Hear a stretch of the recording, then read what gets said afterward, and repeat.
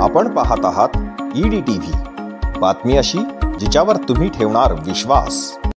संत श्री गजानन महाराज शेगाव यांची पालखी पंढरपूरवरून शेगावकडे जाताना परतीच्या प्रवासात जालन्याला 2 दिवस मुक्कामाला होती। दरम्यान शुक्रवारी संध्याकाळी ही जालना येथील JES महाविद्यालयात मुक्कामाला असताना लायन्स क्लब ऑफ जालना यांच्या वतीने या दिंडीतील वारकऱ्यांसाठी मोफत नेत्र तपासणी शिबिर आयोजित करण्यात आले होते।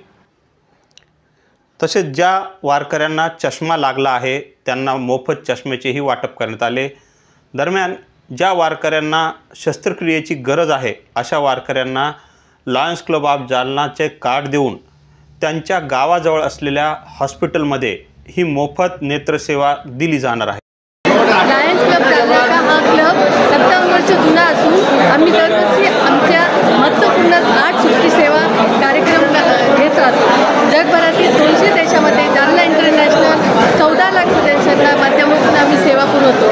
मुख्यतः डोळ्याची निगा, डायबिटीज, कॅन्सर इत्यादी क्षेत्रामध्ये लायन्स सदस्य काम करत असतात। आज श्री गजानन महाराज पालखीतील वारकऱ्यांची डोळे तपासणी हे प्रोजेक्ट चालू आहे। दृष्टी रक्षक ग्रहांच्या माध्यमातून आम्ही जालना आणि छत्रपती संभाजीनगर येथील ग्रामीण भागात दररोज डोळे तपासणी शिबिर आयोजित करतो। मोतियाबिंदू आढळल्यास आमचे स्वतःचे लायन्स नेत्रालय परतूर आणि चिकलठाणा येथे मोफत शस्त्रक्रिया करतो। आमचे सिनियर सदस्य सुरेश बाबू, कमल बाबू, पुरुषोत्तमजी जयपुरे इत्यादींचे मार्गदर्शन आम्हाला मिळतो।